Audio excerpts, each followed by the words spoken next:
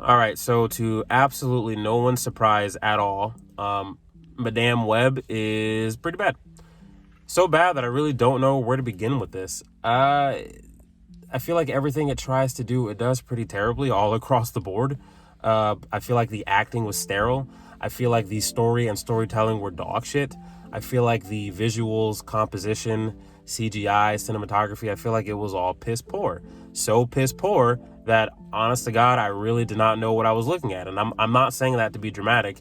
I'm saying I really did not know what to infer from the first 10 minutes of the film. And for context, what was going on was that the film opens up with two characters in the Amazon looking for a certain spider, right? They find the spider, but one of them betrays the other, you know. And this is a moment full of drama, tension, thrills, suspense, right?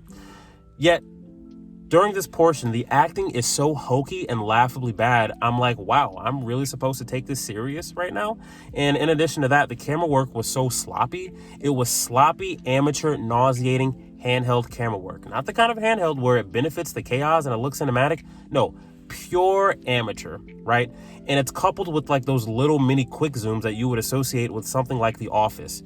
Something comedic, not something that's dramatic and filled with tension. So these two things together, they were so just, I found them so jarring that I kid you not, I justified it in my brain by saying that this is not what I'm seeing right now on the screen is not actually happening. This is a part of like some kind of like in-universe movie shoot. Like this movie is parodying like I don't know, like a big dramatic Hollywood blockbuster work. Like I thought that was what was going on. But as the scene played out, it dawned on me. I was like, oh shit. No, that's not what's happening at all. This is actually serious. It's just the acting and camera work are really bad. Oh no, that's not good. Yeesh. I'm talking acting. Yeah, Dakota Johnson, she phoned it in, man. She read that script, she saw what was on the page, and she knew this was a pile of shit.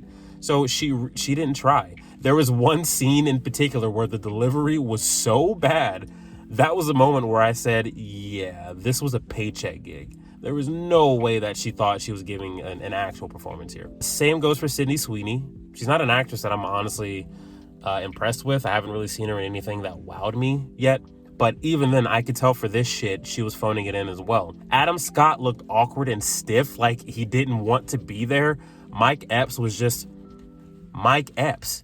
Mike Epps is not much of a dramatic guy. He's a fucking comedian, you know. But you take somebody like Mike Epps and you give him that quippy superhero dialogue, rephrase that quippy Sony dialogue. It's weird. It doesn't.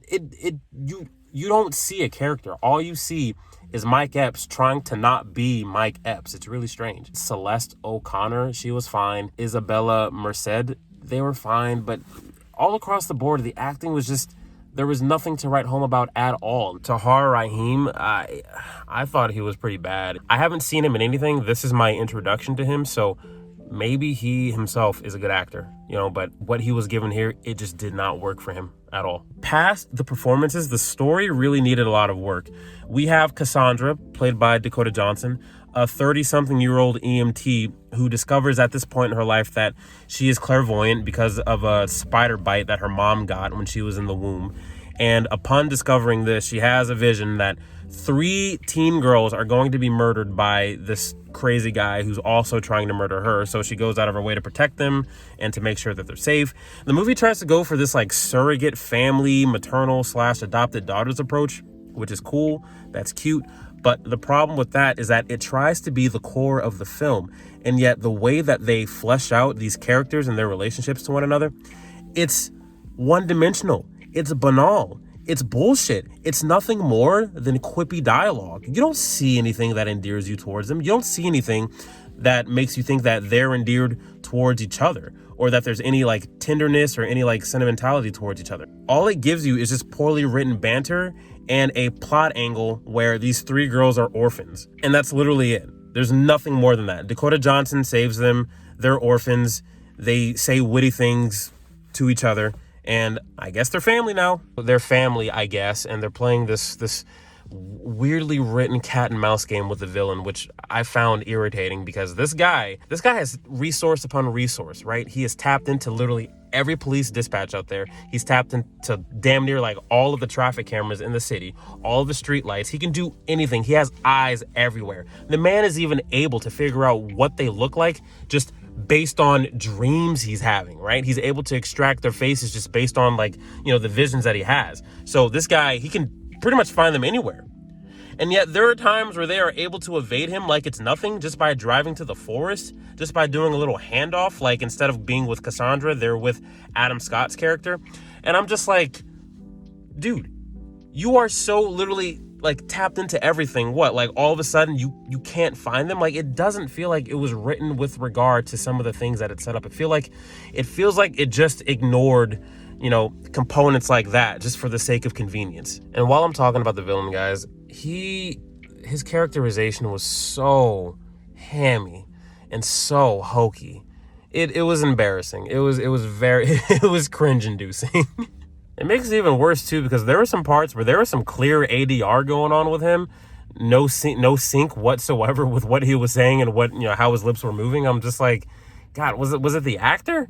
Or were the lines just so fucking god-awful that they had to redo them? Like, I don't know. It was really bad. The writing is also so bad that we need to have Cassandra give some really fucking embarrassing exposition. She's literally narrating everything she's doing, everything she sees, everything she's reading, just because they have no other way to communicate this with the audience. And it's very obvious that this is what's happening. Bad writing and bad filmmaking that does not know how to evoke anything out of you at all. Like, there are parts where they really try to thrill you. They really try to keep you on the edge of your seat, but they just don't know how to escalate or build tension.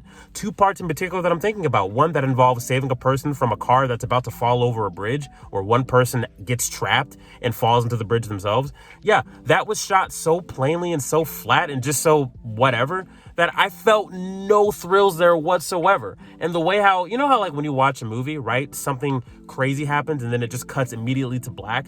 Yeah, that happened during that sequence. And I found that funny because that cut to black implies that there was like an emotional peak, that the chaos got so crazy that, once you cut it off, that contrast just kind of, it really helps like it sets in harder, right? It does that in the film, and I'm just sitting there, I'm just like, nothing warranted that.